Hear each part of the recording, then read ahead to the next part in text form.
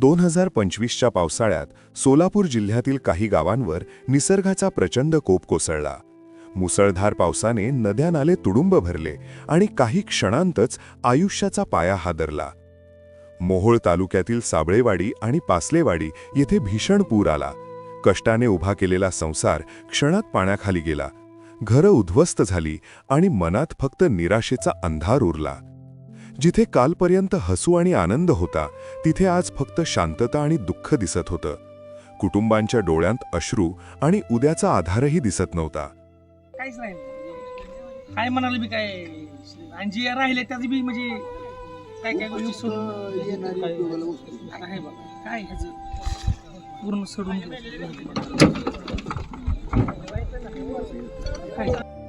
अशा कठीण काळात आनंदनाथ महाराज सांगवडेकर यांच्या प्रेरणेने श्री सद्गुरू विश्वनाथ महाराज रुकडीकर ट्रस्ट कोल्हापूर ते गावकऱ्यांच्या मदतीला धावून आले. पुरात पूर्णपणे उद्ध्वस्त झालेली 3 घरे नव्याने उभी करण्याचा पवित्र संकल्प करण्यात आला. इतकंच नाही तर पुराच्या भीषण परिस्थितीत जीवाची पर्वा न करता सेवा करणाऱ्या कोतवाल, पोलीस पाटील आणि तलाठी अशा 21 शासकीय कर्मचाऱ्यांच्या कार्याचाही सन्मान करण्यात आला. त्यांच्या या सेवाभावासाठी त्यांना सोलापूर जिल्हाधिकारी कार्यालयात जीवन रक्षक किट आणि आर्थिक मदत देऊन गौरविण्यात आले. या कार्यक्रमास श्री सद्गुरू विश्वनाथ महाराज रुकडीकर ट्रस्टचे अध्यक्ष श्री सद्गुरू आनंदनाथ सांगवडेकर, श्री विश्ववती आयुर्वेदिक चिकित्सालय व रिसर्च सेंटरचे अध्यक्ष श्री निरंजनदास सांगवडेकर, दादा महाराज सांगवडेकर सेवा प्रतिष्ठानच्या अध्यक्षा आदरणीय संगीता सांगवडेकर, सोलापूरचे अप्पर जिल्हाधिकारी मोनिका सिंग, आरडीसी सोलापूर श्री अभिजित पाटील, सचिन इथापे प्रांत पंढरपूर, सौ अंजली मरोड उपजिल्हाधिकारी यांच्या हस्ते देण्यात आली.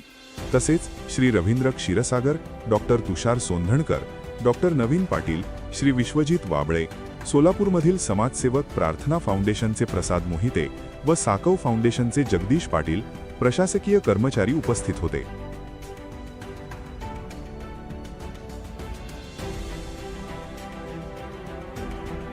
सेवा, श्रद्धा आणि मानवतेच्या भावनेतून पुन्हा उभा राहू लागला आशेचा संसार.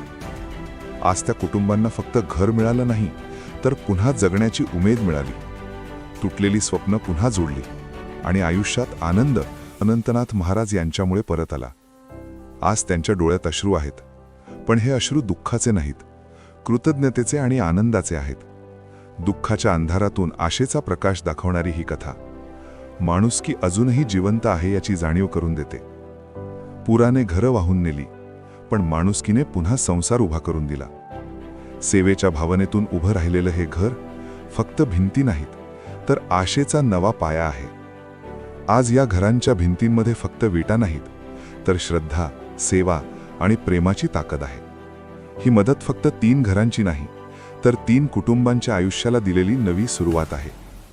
ही कथा आहे दुःखातून आनंदाकडे नेणाऱ्या मानवतेच्या सेवेची आणि श्रद्धेची. या सेवेत विशेष सहकार्य साकव फाउंडेशन आणि प्रार्थना फाउंडेशन सोलापूर.